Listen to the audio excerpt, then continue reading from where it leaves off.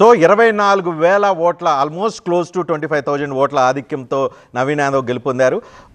హైదరాబాద్లో ఒకప్పుడు కాంగ్రెస్కి బలమైన నాయకత్వం ఉండేది. పీజీఆర్ రూపంలో బలమైన నాయకుడు ఉండేవారు, ముఖేష్ గౌడ్ రూపంలో కాంగ్రెస్ పార్టీకి బలమైన నాయకుడు ఉండేవారు. వాళ్ళిద్దరూ చనిపోయిన తర్వాత కాంగ్రెస్ పార్టీకి హైదరాబాద్లో పొలిటికల్ లీడర్షిప్ క్రైసిస్ వచ్చింది. ఇప్పుడు నవీన్ యాదవ్ గెలుపొందటం, హైదరాబాద్లో ట్రెడిషనల్గా యాదవ్ సామాజిక వర్గం ఆధిపత్యం, గౌడ సామాజిక ఆధిపత్యం ఇక్కడ ఎక్కువగా ఉంటుంది. ఈ నేపథ్యంలో నవీన్ యాదవ్ యువకుడిగా ఇక్కడ గెలవడంతో హైదరాబాద్ కాంగ్రెస్ పార్టీకి ఒక బలమైన నాయకుడి రూపంలో వచ్చారని చెప్పి కూడా అనుకోవచ్చు. ఏదేమైనప్పటికీ కాంగ్రెస్ పార్టీ నవీన్ యాదవ్ గెలుపు అనేది ఎంటైర్ కాంగ్రెస్ పార్టీకే కాదు, రేవంత్ రెడ్డి ముఖ్యమంత్రిగా తన స్థానాన్ని మరింత కన్సాలిడేట్ చేసుకోవడానికి, తన వ్యతిరేక వర్గం ఏదైతే ఉందో ఆ వ్యతిరేక వర్గం అందరికీ తన శక్తి సామర్థ్యాలు ఏంటో చూపించుకోవడానికి, కాంగ్రెస్ హైకమాండ్ దగ్గర బీహార్లో ఓడిపోయి దారుణమైన ఓటమి గురి చెందిన బీహార్ లాంటి ప్రదేశాల్లో ఓటమి గురై ఉంటే తెలంగాణలో బై ఎలక్షన్లో గెలుచుకొని దట్టు 25,000 ఓట్ల మెజార్టీతో గెలుచుకోవడం ద్వారా హైకమాండ్ దగ్గర తన స్థానాన్ని, తన పరపతిని మరింత పదిలం చేసుకోవడానికి, అదేవిధంగా కాంగ్రెస్ పార్టీ తెలంగాణలో అంత ప్రజా వ్యతిరేకత ఉంది అని పెద్ద ఎత్తున ఏదైతే కాంగ్రెస్ ప్రభుత్వం మీద ఆరోపణలు విమర్శలు వస్తున్నాయో వాటన్నిటికీ చెక్ పెట్టడానికి ఈ 25,000 ఓట్ల మెజారిటీ అనేది ఒక మెసేజ్ రూపంలో,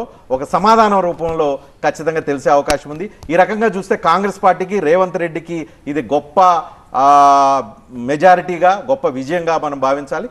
అట్ ది సేమ్ టైం ఆ పార్టీ మరింత శక్తివంతంగా ప్రజల్లోకి వెళ్ళటానికి ఉపయోగపడుతుంది. ఇక బీఆర్ఎస్ పాయింట్ ఆఫ్ వ్యూలో వాళ్ళు థీరీస్ తయారు చేసుకుంటున్నారు, ఈ ఓటమికి కారణాలు ఏంటి అనేది.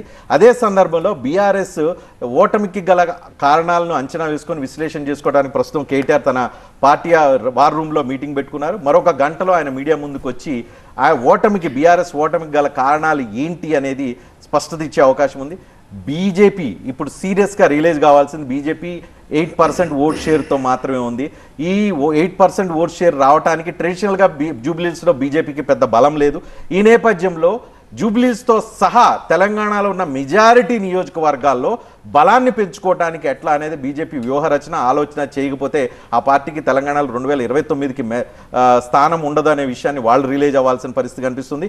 ఈ నేపథ్యంలో మూడు ప్రధాన పార్టీలు రాజకీయ రణక్షేత్రంలో తమ అంచనాలను, తమ పోల్ మేనేజ్మెంట్ను, తమ రాజకీయ వ్యూహ ప్రతివ్యూహాలను రాబోయే రోజుల్లో రచించుకోవడానికి జూబ్లీహిల్స్ ఎన్నిక రిజల్ట్ అనేది ఒక అవకాశం కల్పింది. ఆ అవకాశాన్ని ఈ రాజకీయ పార్టీలు ఎలా తీసుకొని ఎలా ముందుకెళ్తాయనేది చూడాల్సిన పరిస్థితి కనిపిస్తుంది.